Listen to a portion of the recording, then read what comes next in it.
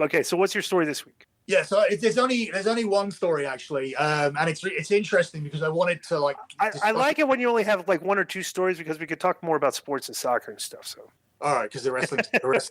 I just don't. I mean, bro, I'm not like wrestling dirt sheet news to me. I'm just not. I like the sports talk a lot better. You know. Go ahead. Okay, so there's a feeling at AEW now, and obviously and WWE, it echoes to WWE as well, that after the whole CM Punk thing, that Tony is really like hardened up, like it's really like affected him to the point where now he's not doing any favors for anybody. So yes, he's having problems with Miro. Like Miro doesn't want to do things like that he's creatively been asked to do, and another. Oh really? He doesn't like his creative. So he doesn't have any creative. He's not doing anything. They are talking to him about stuff that he doesn't want to do. Oh, so he's turning down all the things that are asking him to do. Right. So he's starting to get off with that. He's generally getting off with other people. And it's escalated to the point where it's things that he said that were okay are now not happening. So the main story I got this week is Goldust, whose contract runs out 2 months after the Hall of Fame, was told that he would, through Cody, through Triple H, it was organized over a year ago, that he would be allowed to enter in Hollywood as Goldust for the Hall of Fame.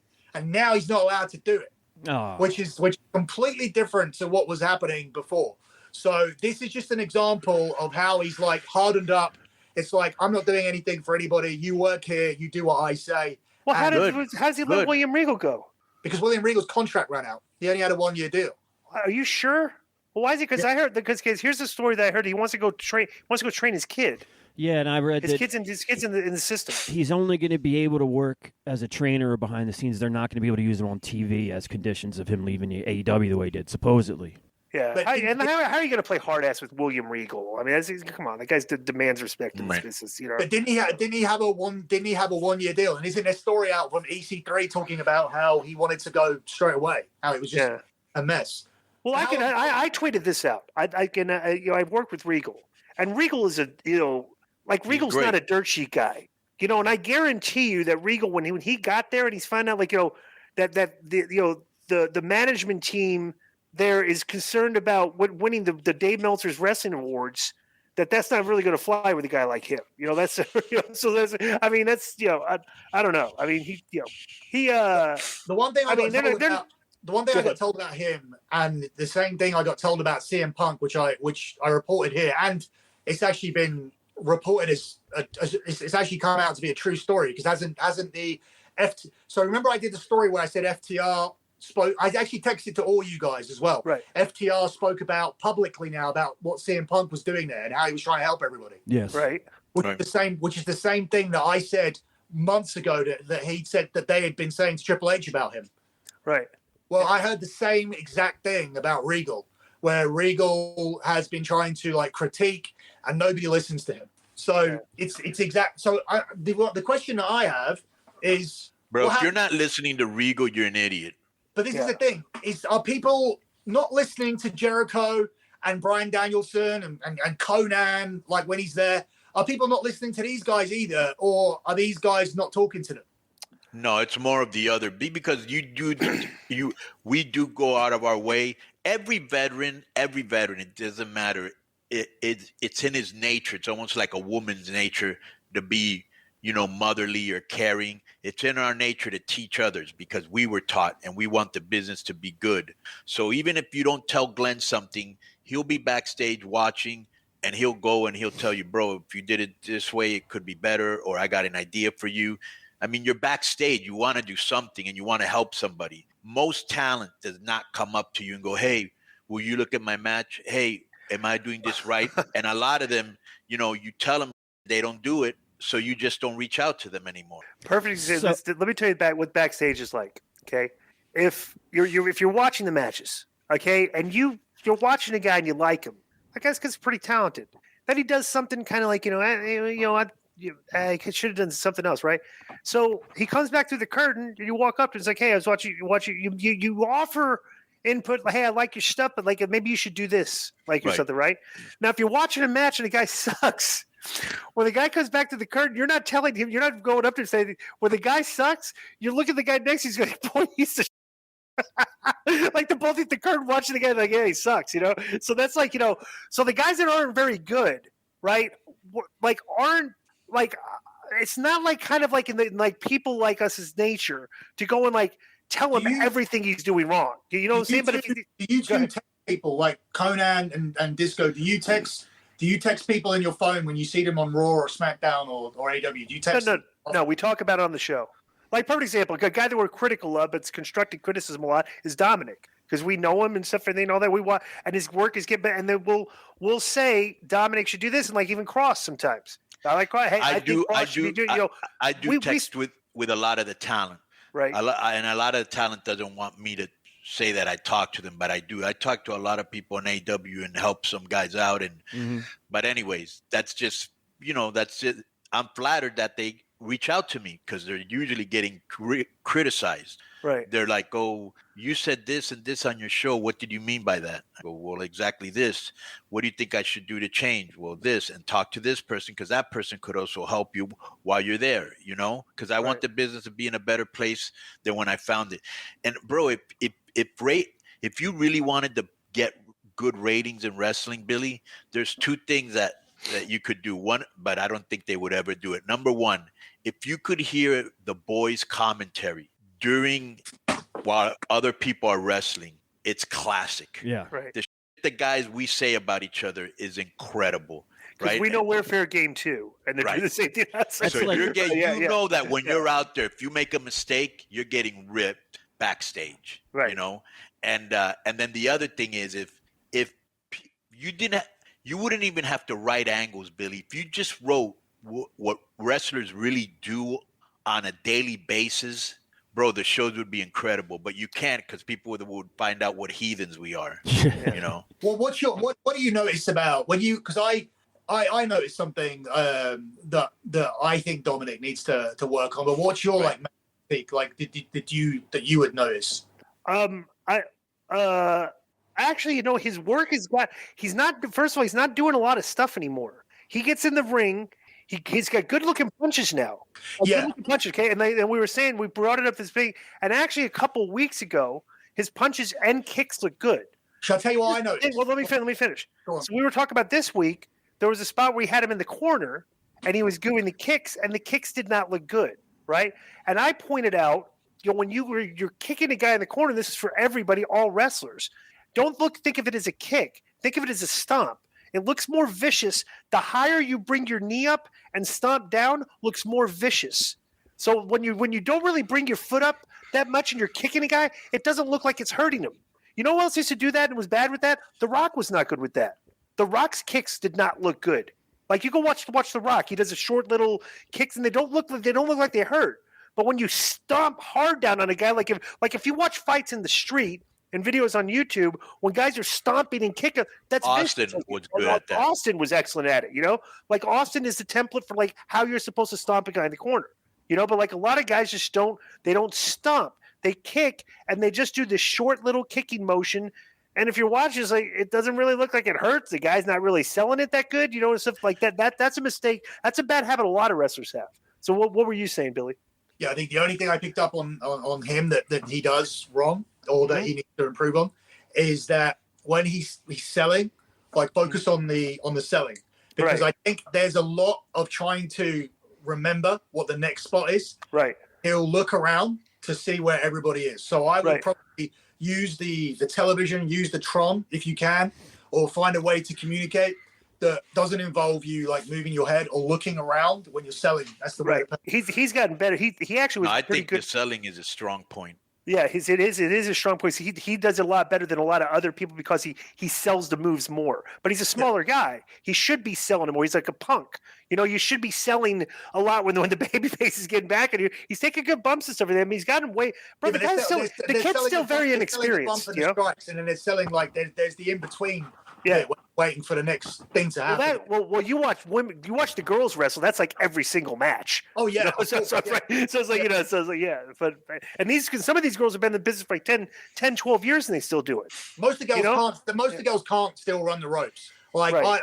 I could run the ropes better than these girls after about 2-3 My weeks. favorite is Yeah. how they lock up. It's very funny. They jump into it, you know. Well, the funniest thing about it is if you think about professional wrestling, okay, bro, girls don't grow up wrestling. Like guys wrestle each other. They wrestle around in the yard and stuff like that. But girls don't do it. So it is funny watching girls like lock up like amateur wrestler lockups and stuff. It's like kind of silly looking, you know. What did you think this week of Becky going through the table and looking around and putting her arms up like about 5 seconds before, just waiting to be thrown onto it? Like I didn't notice that. It's like she's trying to protect herself from a injury that she's not Yeah. recovered from or something, because she was she really didn't want to go to the table. Yeah, overly protective. Yeah. Well, bro, think about it. You think a girl like I'll go through a table, I'll get hit with a chair. You think girls want to do that? I mean, they're not physically, like they don't have the body mass that we do and stuff. It's not like it feels good, you know. So I don't know. Do you have any other wrestling stuff? Because I want to talk some. No, that was it. It was mainly about Tony, and obviously, I mean, Konnan was going to say something about it. I just said I'm glad. Good. Right. Put your foot down. Put your foot up people's. Let me You know think you're the that's right boss. thing? Yes, No, but do you 100%, think bro. They punked you him think out. This is the right thing to put your foot down about Goldust not going in the Hall of Fame. No, Like, that's not the right thing. But he needs to put his foot down somewhere, and he's putting it in Goldust right about now, and letting other know, on you, me. Bro. Tony's a nice guy, and that's to his detriment. People are dissing him. They're making him look like a. You know, the guy's a billionaire. He's giving you work. He gave a lot of people work during the pandemic. He could have laid a lot of people off. You know, he hires way more people than he needs. You know, and he's helping a lot of veterans that shouldn't even, you know, that with jobs. You know, I mean, the guy's a cool dude. Just the other thing is that, you know, he needs to let know I run this. You know, and that's how it's gonna go. I'm happy for him. Well, Do we your thing, boy. mentioned Regal before. Do you want to hear a report from someone who talked about how the younger wrestlers treated Regal while he was there? Yeah, let's hear it. So, of course, there were reports that Regal didn't enjoy his time in AEW, that the younger wrestlers didn't listen to him, that they didn't come down to the ring for his workout. So Brian Pillman Jr. responded, and he said, there are several of us, myself included, who spent multiple hours before TV working with Regal and learning from him. Should there have been more? Maybe, but he and Danielson always had a solid audience around the ring before TV. And he says, I didn't want the narrative to be that he was just standing there preaching to the air. Some days there would be 10 guys out there soaking it up, and some days it would just be me and Wheeler and Lee. I didn't mind that because his attention wasn't to spread as thin. So Brian saying, yeah, there was a few guys out there, but probably nowhere near. I mean, everybody should have. Well, there's How could you be a wrestler, want to make it? Brian Daniels is willing and Regal to give you free classes, Instruction, and yeah. you're not there. There it is. You're because I'll tell you, because there's a gaming room and there's catering right. and all Well, girls and guys still- hanging together. They have a game. Wait, time out. They have a gaming room. yeah, Are you kidding me? yeah. One of them's in the Young Bucks dressing room. Yeah. Are you? So these guys are playing video games before, I like, told just- you, this is Bro, what they're CM not Punk- just what watching Punk video complained games. They're watching TV. They're like, I've been in the. I get that. I get that. But like, you know, Booker and AJ used to play against each other a lot. And that's in so Madden, cool, remember? bro. But if Yeah. I know in the ring, you know, let's say Tiger Mask is giving classes, I'm in the ring. You know what I'm saying? You don't want to miss that. I think with the thing with Regal, I think what the point is there's guys that are on their TV pretty regularly that need to be under his learning tree anyways. Right. Like a lot of them, you know, like right off the bat, you know who needs to be under the learning tree? Steve Regal, Jungle Boy. Like he needs work on body And language, you're express, probably you know, stuff thinking like Christian Cage is taking care of Jungle Boy right now. You would think, you know, Right. but bro, how perfect example.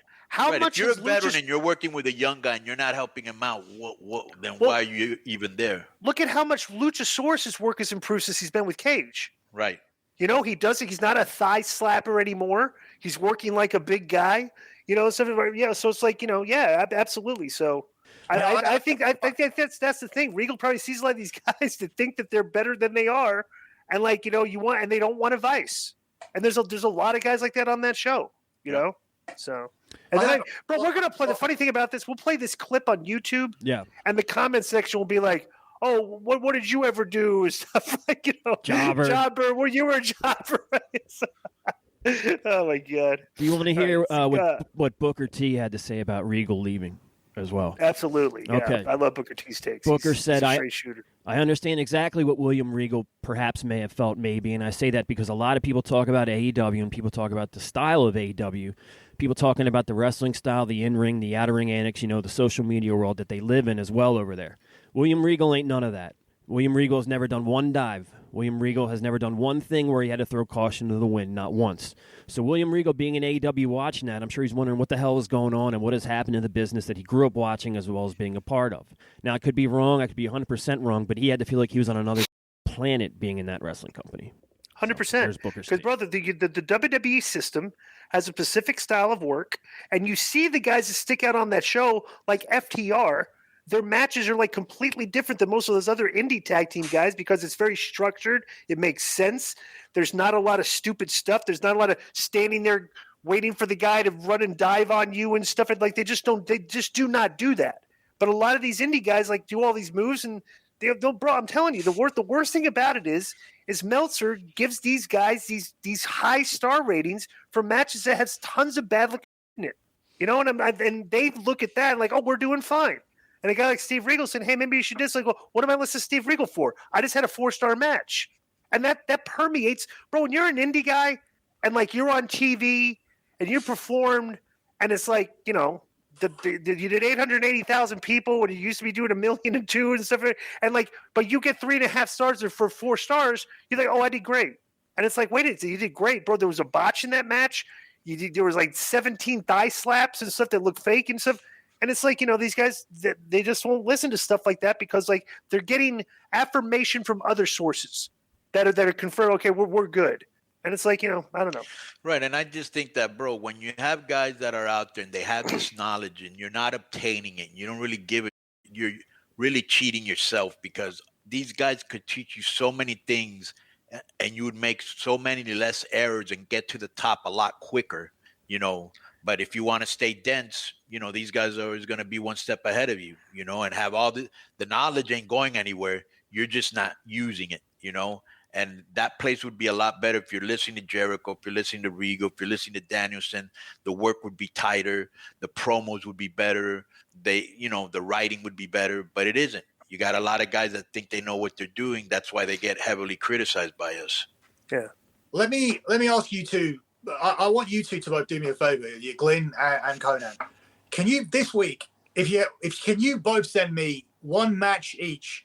That not like the most famous match or anything, but a match that you think is perfectly worked, that you remember, that you think makes sense, and go watch this. Bro, I don't even gotta send it to you. I'll tell you right now, the Bret Hart, Steve Austin, that double swerve, Steve Austin match, greatest match of all time. Nobody can pull that off today because you can't tell two. That's my favorite match anyway. But, same here. I would tell you this: Terry Funk versus Jerry Lawler. Bro, the Briscoes versus the Funks in Florida. 80s were incredible pieces of art. I'll give you another one. The Funk Brothers versus Abdullah the Butcher and the Sheik in Japan. I mean, bro, honestly, you watch this the psychology is incredible. It's just unbelievable. You're watching like the way these guys sell and the story of the fans and just like two monsters. Like two wild guys against two cowboys from Texas. Right. They're out there like it's like man versus animal. But it's great. I'll give you a dark horse. Sorry, Billy. I'll give you a dark horse. And this is like if you want to watch a match and see how to sell and how to get a new guy coming in over immediately. And I've said this to Disco before, so I am kissing. It is my opinion.